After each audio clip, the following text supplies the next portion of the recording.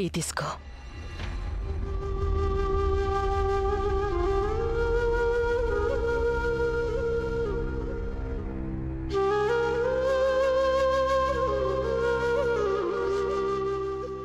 మీరేమీ చెప్పాల్సిన అవసరం లేదు. ఎందుకంటే మీరు చేసిన దానికి ఇప్పుడు ఏదైనా చెప్పటం వల్ల ఎంటం వల్ల ఎలాంటి ఫలితం ఉండదు. నేను కేవలం రాణి గురించి చెప్పాను. రాణి గురించి నాకు కూడా బాధగానే ఉంది. అయినా నేనేం మహల్లో పట్టలేదు కదా. ఇన్నేళ్ళు ఒకరితో కలిసి ఉన్న తర్వాత కూడా వాళ్ళని పరాయోళ్ళలో చూడటానికి. రాణి నా కూతురు లాంటిదే. తనకేదైనా జరగటానికి ముందే నేను నా ప్రాణాలు ఇచ్చేస్తాను, కానీ తనకేమీ జరగనివ్వను. అదిగాక మీరు చెప్పింది కూడా నిజమే. మనం ఆమీర్ కోట ఈడ్చేయక తప్పదు. కానీ ఈసారి లేదు, మనం ముగ్గురం కాదు, వెళ్తే 5గురం కలిసే వెళ్తాం. నేను ఈరోజు స్వర్ణనే నా కూతుర్ని కలిసేందుకు రాజమహల్కి వెళ్తున్నాను. నేను వాళ్ళని ఆ నరకం నుంచి బయటపడేసి తీరతాను. ఒకసారి వాళ్ళని అక్కడి నుంచి బయటపడేశాక అప్పుడు 5గురం ఇక్కడి నుంచి ఎక్కడికైనా దూరంగా వెళ్ళిపోదాం. లక్ష్మణ్, నువ్వు మహల్కి ఎలా వెళ్ళగలవు? వెళ్ళినా స్వర్ణను ఎలా తీసుకురాగలవు? ఇక ఒకవేళ తీసుకొచ్చినా అక్కడి సిపాయిలు మిమ్మల్ని వెతుకుతూ రాణి వరకు చేరుకున్నారంటే అప్పుడు... నేను మీకు చెప్పాను, రాణికి ఏం జరగనివ్వను, తను నా బాధ్యతని. అదిగాక రాణిని మహల్లో ఎవరు గుర్తుపట్టరు, ఎవరికి తెలియదు తనెవరో. నేను నా తోడేలు పెదరాణి అమ్మ చేతుల్లో నుంచి నా రాణిని కాపాడుకొని తీరతాను. నా భార్యని నా కూతుర్ని కూడా నేను కాపాడుకుంటాను. నాకు ఆళ్ళ బాధ్యత కూడా ఉంది కదా. ఆ తర్వాత మనమందరం ఆమీర్ కోట నెడిసి ఎక్కడికైనా దూరంగా వెళ్ళిపోదాం. అయినా రాజమాత, మీరు రాణి గురించి కంగారాడాల్సిన అవసరం లేదు. తను నా కూతురే, తన మీద నాకు ప్రేమ ఉంది.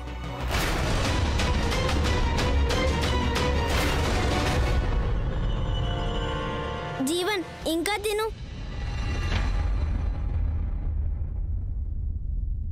నువ్వు నా కోసం పెట్టిన టిఫిన్ నా తిండిపోతు కిందకి ఇచ్చావు.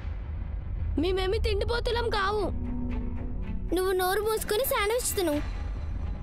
నువ్వు నేను స్వయంగా నా చేతులతో తయారు చేసిన మాస్క్ ని వేరే వాళ్ళకి ఇచ్చినప్పుడు నేను నా చేతులతో తయారు చేసిన శాండ్విచ్ ని నా స్నేహితుడికి ఎందుకు ఇవ్వకూడదట? సరేలే బల్లి, ఇక నుండి జీవన్ ఒక్కడే నీ స్నేహితుడా, నేను కాదా? ఇలా ప్రతి మాటకి ఏడుస్తూ ఇలా కుళ్ళుకుంటూ ఉన్నావంటే అస్సలు కుదరదు. సరే అయితే. సరే వెళ్ళు. వెళ్ళండి వెళ్ళండి, నేను శాండ్విచ్ తింటా. శాండ్విచ్. అమ్మా, ఈ రోజు రాజా మాకు బహుమతి ఇచ్చాడు. అది ఒక కోతి మాస్క్. కదలొద్దు, సరిగ్గా కూర్చో, జుట్టు పాడైపోతుంది. అమ్మా, మీరెందుకు ఇంతలా తయారు చేస్తున్నారు మమ్మల్ని? ఎందుకంటే ఈ రోజు ఒకరు మిమ్మల్ని కలవడానికి వస్తున్నారు. ఎవరు? కలిసినప్పుడు తెలుస్తుందిలే.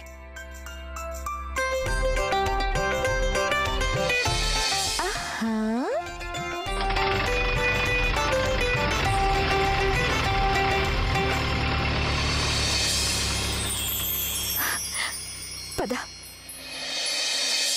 ఇదిగో, మహారాజు గారు బయటికి వెళ్లారు, మేం కూడా వెళ్తున్నాం. సాయంత్రానికి వస్తాం, జాగ్రత్తగా చూసుకోండి. చిత్తం.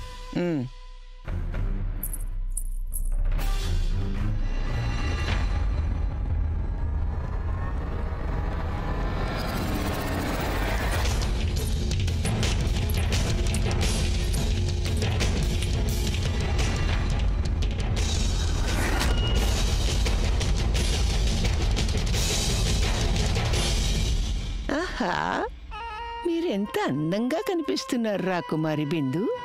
ఎందుకంటే అమ్మ చెప్పారు ఈ రోజు మా కోసం ఎవరో వస్తున్నారని. బిందు, ఎవరు వస్తున్నారు కలవడానికి? ఆ విషయం మీకు అనవసరం అని నాకు అనిపిస్తుంది. మీ అమ్మగారున్నారే, మా దగ్గర ఏదో దాచాలనుకుంటున్నారు. ఆవిడ మర్చిపోతున్నారు. పెద్దరాణి అమ్మ నుండి ఏ విషయమూ దాగి ఉండదని. మాకు తెలుసు మీ పుట్టినరోజు వస్తోంది.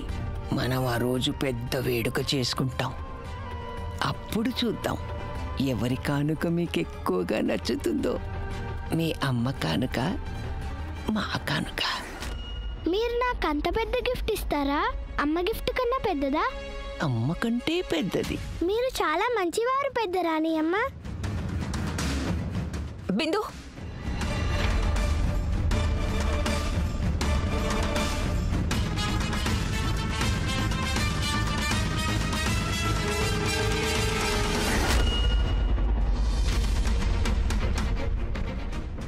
లక్ష్మణ్,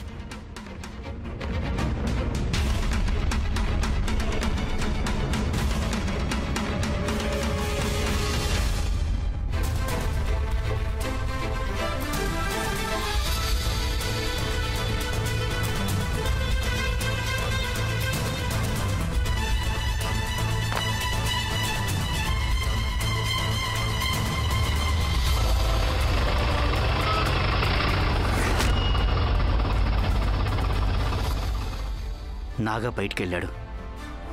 అయితే పెదరాణయ్య అమ్మాయి ఇంతవరకు బయటికి వెళ్ళలేదన్నమాట. ఏది ఏమైనా సరే నేను తిరిగి వెళ్ళేది లేదు. ఈరోజు నా కూతుర్ని కలిసే తీరతాను.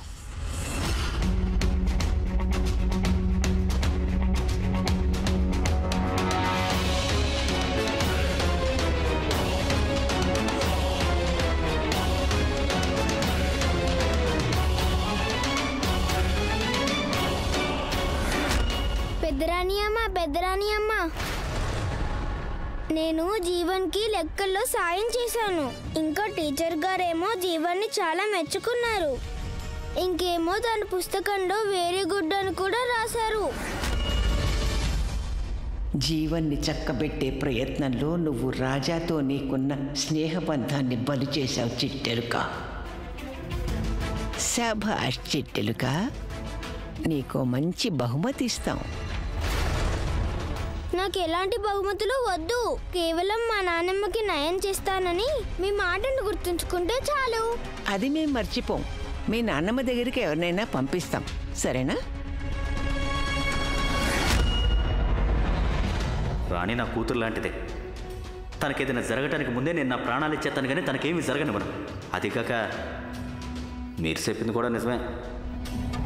నేను మీకు చెప్పాను, రాణికి ఏం జరగనివ్వను, తను నా బాధ్యతని. అదిగాక రాణిని మహల్లో ఎవరు గుర్తుపట్టరు, ఎవరికి తెలియదు తనెవరో. నేను నా తోడేలు పెదరాణి అమ్మ చేతుల్లో నుంచి నా రాణిని కాపాడుకొని తీరతాను. సరే, ఇక మేము వెళ్తాం.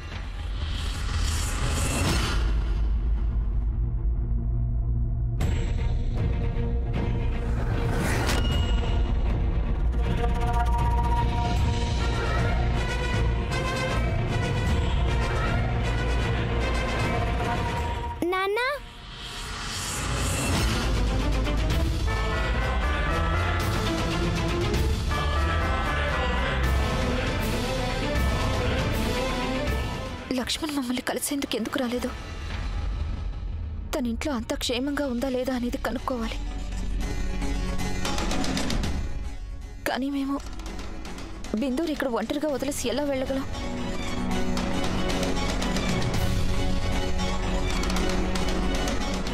రాణి, నువ్వు మీ నాన్నతో నానమ్మతో అబద్ధం చెప్పావు. నిన్ను ఈ రోజు దాకా నేను ఏ పనికి అడ్డు చెప్పలేదు. కానీ నువ్వు నా నమ్మకానికి ఇచ్చే బహుమతి ఇదేనా? నేను నిన్ను కేవలం ఒక్క పని మాత్రమే చేయొద్దని చెప్పాను, నువ్వు ఈరోజు అదే పని చేసావు. చెప్పు, ఎందుకు వెళ్ళావు మహల్కి? ఆ మహల్లో ఏం చేయడానికి వెళ్ళావు? నా ఇబ్బందులు నాకుంటే కదా నాన్న. నాకున్నది ఒకే నాన్నమ్మ కదా, తనని పోగొట్టుకోవాలని లేదు. నువ్వు వంటింటి పనుల్లో మాకు సాయం చేద్దువు గాని, అలాగే అందుకు మేము నీకు 10 రూపాయలు ఇస్తాం. బలిమొహం, నువ్వా? నువ్వు ఏది చెబితే అది మేం చేస్తాం. అందుకోసం మేం చెప్పేదానికి నువ్వు ఒప్పుకోవాలి. చెప్పు చిట్టెలుక, మా పందెం ఒప్పుకున్నట్టేనా?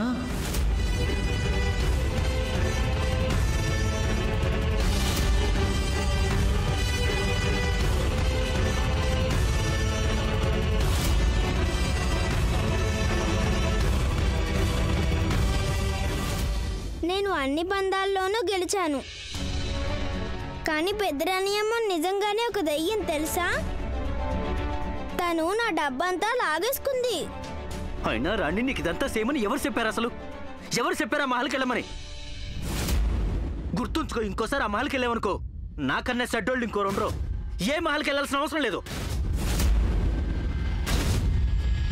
కానీ నాన్న నా డబ్బులన్నీ ఏమైపోతాయి?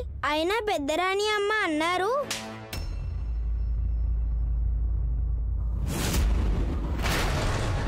ఇక దీని గురించి మారు మాట్లాడుతూ చెప్పానుగా నేను. చాలు. నీకింత ధైర్యం ఎలా వచ్చింది? మా మనవరాలి మీద చెయ్యి చేసుకున్నావు. నీ కోపాన్ని ఈ చిన్ని ప్రాణం మీద ఎందుకు తీర్చుకుంటున్నావు? అమ్మా నన్ను తప్పుగా అర్థం చేసుకుంటున్నారా? ఇప్పుడే సరిగ్గా అర్థం చేసుకుంటున్నావు. రాణి ఇంతకు ముందు కూడా పొరపాట్లు చేసింది, కానీ అప్పుడెన్నడూ నువ్వు తన మీద చెయ్యి చేసుకోలేదే. ఈ రోజు అంత పెద్ద తప్పు ఏం చేసిందని నువ్వు తన మీద చెయ్యి చేసుకున్నావు? నేను రాజమాతకి నిజం చెప్పలేను. రాణి పెదరాణి అమ్మతో చాలా సన్నిహితంగా ఉందని. లేదంటే ఈ పరిస్థితిలో రాజమాత ఈ వార్త విని తట్టుకోలేరు. చూడనమ్మా, ఇందులో పెద్ద విషయం ఏం లేదు. విషయం ఏదైనా సరే అదేంటో మాకు తెలియాలి. రాణి, ఏం జరిగిందో చెప్పు, మాకు చెప్పు. చెప్పు రాణి. నానమ్మ అది రాణి రసుడు, నువ్వేం చెప్పకూడదు. కేవలం 4 రోజులు మిగిలిన్నాయి. ఇక ఆ తర్వాత మనం ఏడు నుంచి వెళ్ళిపోదాం. అయితే ఈ 4 రోజుల పాటు నువ్వు ఇంట్లో నుంచి బయటికి వెళ్ళకూడదు. అర్థమైందా? ఇకెళ్ళు.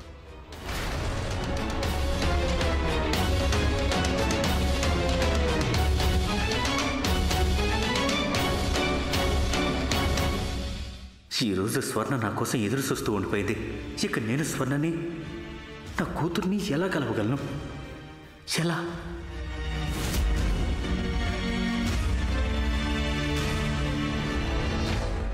లక్ష్మణ్ మా నుండి ఖచ్చితంగా ఏదో దాస్తున్నాడు. కానీ ఏంటది? మేము రేపు రాణిని అడిగి తెలుసుకోవాలి.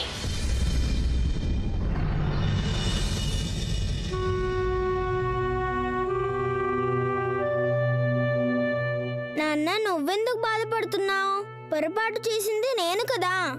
తల్లి, నువ్వు తెలియక పొరపాటు చేశావు. కానీ నేను అన్నీ తెలుసుండి పొరపాటు చేశాను. అన్నీ తెలిసి నీ మీద చేసుకున్నాను. నాకు చాలా భయం వేసింది రాణి. చూడు, ఏది ఏమైనా సరే నువ్వు మరోసారి ఆ మహల్లోకి వెళ్ళకూడదు. నేను నీకు దండం పెడతాను, నువ్వు నన్నే ప్రశ్నలు అడగద్దు. ఎందుకంటే కొన్ని విషయాల్ని నేను నీతో చెప్పుకోలేను. అలాగే అవి చెప్పినా నీకు అర్థం కావు, ఎందుకంటే నువ్వు ఇంకా చిన్నపిల్లవి. ఒక్కటి మాత్రం అర్థం చేసుకో, ఏది ఏమైనా సరే నువ్వు ఆ మహల్కి వెళ్ళకూడదు. చూడు, మీ నాన్నమ్మ వచ్చిందేమో. వెళ్ళు, నువ్వు వెళ్ళి తలుపు తెరువు, నేను ఇది పెట్టేసి వస్తాను. వెళ్ళు.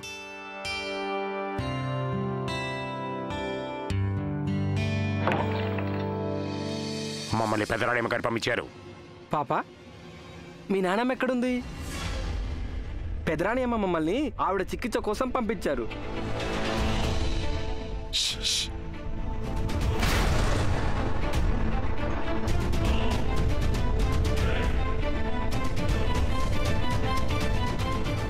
తను బయటికి వెళ్ళింది. 3-4 రోజుల తర్వాత వస్తుంది. అలాగా? తను తిరిగి వచ్చాక మా కబుర్ చెయ్యి, సరేనా? అలాగే. ఓకే.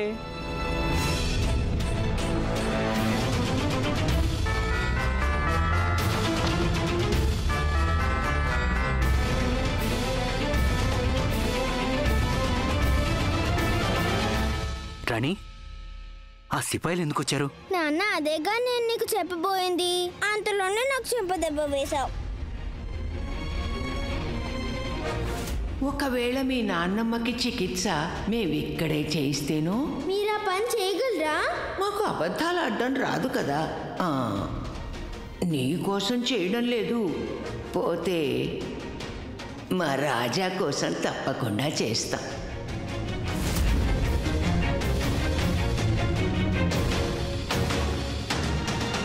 ఇలా జరిగింది నాన్న. అంటే పెదరాణి అమ్మ మళ్ళీ మంచిదల్లా నటిస్తోందన్నమాట. మళ్ళీ ఆవిడ పాత కథని తిరిగి రాయాలని చూస్తోంది. ఆ కథ ఏంటి నాన్న? నాకు నువ్వు చెప్పే కథలు మాత్రమే తెలుసు, వేరే కథలేమీ వినను. రాణి, నువ్వు నాకు విషయం చెప్పు. ఒకవేళ నువ్వు మహల్కి వెళ్ళలేదనుకో, అప్పుడు ఏమవుతుంది? ఆ దయ్యం గారు ఏమంత సులువుగా ఒప్పుకోరు. నేను మెహల్కి వెళ్ళకపోతే తను నా కోసం ఇక్కడికి వచ్చేస్తుంది. అంటే పెదరాణి అమ్మకి రాణి ఎవరి కూతురున్న సంగతి ఇంకా తెలియదన్నమాట. కానీ ఒకవేళ మహల్ నుంచి ఇంకెవరైనా ఇక్కడికి వచ్చారంటే వాళ్ళకి తెలిసిపోతుంది. అలా నేనెన్నటికీ జరగనివ్వను. మేమందరం ఇక్కడి నుంచి ఎక్కడికైనా దూరంగా వెళ్ళే ఏర్పాట్లన్నీ అయ్యే వరకు నేను పెదరాణి అమ్మకి రాణి గురించిన నిజం తెలియనివ్వను.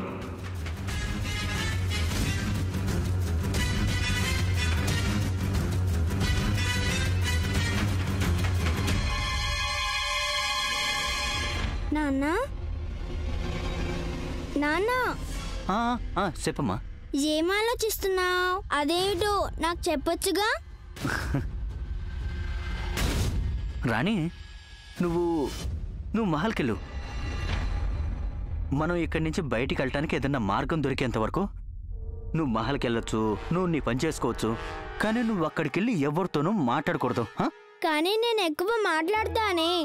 ఒంటరిగా ఉంటే చెట్టుతో, పిట్టతో, కాళీప్రసాద్తో కూడా. అక్కడ జనం ఉన్నారు, రాజాబాజా, జుమన్, శోభ ఉన్నారు. నన్ను మాట్లాడొద్దంటే ఎలా? అయ్యో, నువ్వు మాట్లాడకుండా ఉండాలి కదా. నేను చెప్తున్నాను మాట్లాడొద్దని. అంటే నువ్వు నోరు మూసుకొని ఉండాలి, అక్కడ ఎవరితోనూ మాట్లాడకూడదు, అంతే. కానీ ఎందుకు? ఎందుకంటే నేను నిన్ను నానను కదా, నేను చెప్తున్నాను కాబట్టి సే. రాణి, ఇలా చూడు, నా మీద ఒట్టేట్టు చూడు. నువ్వు మహల్కి వెళ్ళి కేవలం నీ పని మాత్రమే చేస్తున్నావు, ఎవరితోనూ మాట్లాడకూడదు. ఎవరైనా నిన్ను ఏదైనా అడిగినా నువ్వు అందుకు సమాధానం ఇవ్వకూడదు. ఇక నువ్వు అక్కడికి వెళ్ళి ఎవరితో అయినా మాట్లాడినా, ఎవరికైనా సమాధానం ఇచ్చినా, మీ అమ్మ ఎలా చనిపోయిందో అలాగే మీ నాన్న చచ్చిపోతాడు. అంటే నేను మనోవ్రతం పాటించాలా నాన్న? రాణి, నీకేం చేయాలనిపిస్తే అసే. మౌనవ్రతం పట్టాలంటే మౌనవ్రతం పట్టు, లేదా ఇంకేదైనా చేయాలంటే అసే. కానీ గుర్తుంచుకో, ఒకవేళ నువ్వు అక్కడికి వెళ్ళగానే ఎవరితో మాట్లాడావో అక్కడ నీ వ్రతం ఆగిపోద్ది. ఇక్కడ మీ నాన్న ఊపిరి. లేదు నాన్న, నేను ఒట్టేస్తున్నాను. అక్కడ నేనేమి మాట్లాడను నాన్న. మీరు నన్ను వదిలి ఎక్కడికి వెళ్ళొద్దు, ఎప్పుడు వెళ్ళొద్దు. లేదు తల్లి, నేనెక్కడికి వెళ్ళను, ఎప్పుడు వెళ్ళను.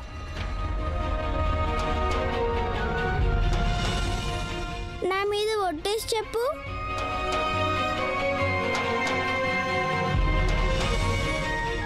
నీ మీదొట్టు.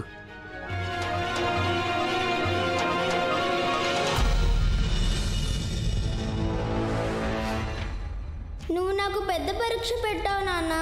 కానీ నేను ఇందులో గెలిచి తీరుతాను. ఎవరితో మాట్లాడను, రాజాబాజాతో కూడా. ఎప్పటి వరకు నిలబడి ఉంటావు? చెప్పానుగా, రాణి వచ్చేంత వరకు నేనేమిచ్చినా తాగను, ఏమిచ్చినా తినను అని. మీరు యువరాజులై ఉండి ఓ పనిపిల్ల కోసం తినడం తాగడం మానేస్తారా?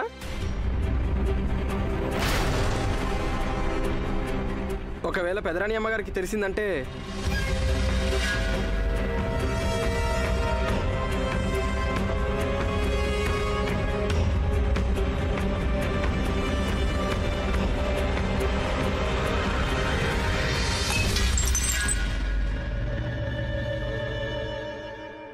మిస్టర్ చాడీలకూర్ గారు, వెళ్ళండి, వెళ్ళి చెప్పుకోండి పెదరాణి అమ్మకి. నేను ఎవ్వరికి ఏమీ భయపడను తెలుసా?